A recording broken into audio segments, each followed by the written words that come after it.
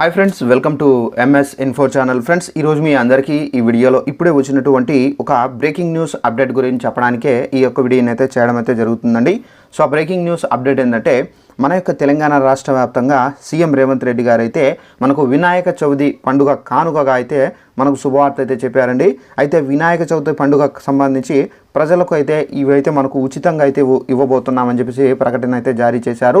అయితే మీకు ఉచితం కావాలంటే కనుక తప్పనిసరిగా ఈ ఒకటి అనేది మీరు చేయాల్సి అయితే ఉంటుందండి. సో ఏవేవి ఉచితంగా ఇవ్వబోతున్నారు ఏంటి, దానికి సంబంధించిన పూర్తి వివరాలు తెలియజేస్తాను. ఈ వీడియో మీకు నచ్చినట్లయితే లైక్ చేసుకోండి. మన ఛానల్ని ఎవరైనా సబ్స్క్రైబ్ చేసుకోకపోతే వెంటనే ఛానల్ని కూడా సబ్స్క్రైబ్ చేసుకొని ఫాలో అవుతానండి. ప్రతి చిన్న ఇన్ఫర్మేషన్ మన యొక్క తెలంగాణ రాష్ట్రానికి సంబంధించి వచ్చిన వెంటనే తెలియజేస్తూ ఉంటాను. ఇక వివరాలను తెలుసుకుందాము.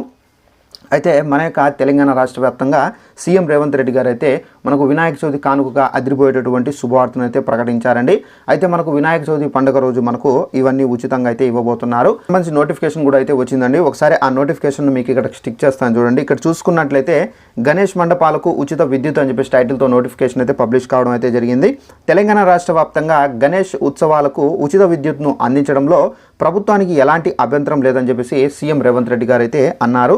అలాగే మనకు దరఖాస్తు పరిశీలించి మండపాలకు ఉచిత విద్యుత్ అందించాలని చెప్పేసి అధికారులను అయితే ఆదేశించారు. ఉత్సవ నిర్వాహకులకు ప్రభుత్వానికి మధ్య సమన్వయం ఉండాలన్నారు. నగరంలో మండపాల ఏర్పాటుకు పోలీసుల అనుమతి తప్పనిసరిగా అని చెప్పేసి స్పష్టం చేశారు. అన్ని విభాగాల అధికారులు సమన్వయంతో పనిచేయాలని చెప్పేసి సచివాలయంలో అధికారులతో ఆయన సమీక్షా సమావేశం అయితే నిర్వహించారు. సో ఫ్రెండ్స్, చూసారు కదా, మనకు వినాయక చవితి రోజు మనకేంటంటే గణేష్ మనకు బొమ్మలు పెట్టుకుంటారు కదా.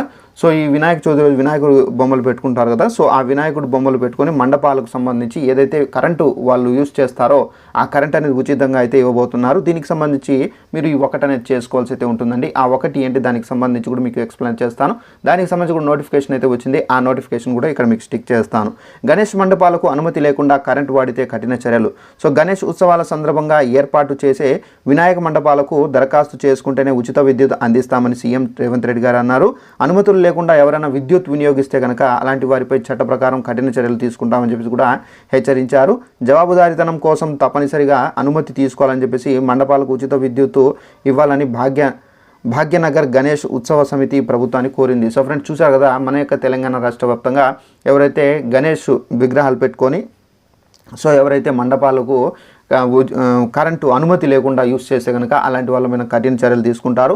మీకు ఫ్రీ కరెంట్ కావాలంటే మీరు ఫస్ట్ అప్లై చేసుకోవాల్సి అయితే ఉంటుంది. దీనికి సంబంధించి పోలీసు అధికారులు మీకు సంప్రదించాల్సి అయితే ఉంటుంది. వాళ్ళకి సంప్రదిస్తే వారు దీనికి సంబంధించి ఎలా అనుమతి తీసుకోవాలి ఏంటి అని చెప్పేసి వాళ్ళైతే మీకు ఎక్స్ప్లెయిన్ చేస్తారు. దీని ద్వారా మీరు అనుమతి తీసుకున్న తర్వాత ఈ ఉచిత విద్యుత్ అనేది ఎంతైనా వాడుకోవచ్చండి. సో ఇదండి మనకు ఉన్నటువంటి ఇన్ఫర్మేషన్. ఈ వీడియో మీకు నచ్చినట్లయితే లైక్ చేసుకొని ఛానల్ కూడా సబ్స్క్రైబ్ చేసుకోండి. ఇలాంటి మన యొక్క తెలంగాణ అప్డేట్స్ ఏమైనా వస్తే తప్పనిసరిగా తెలియజేస్తూ ఉంటాను. Thanks for watching this video. All the best.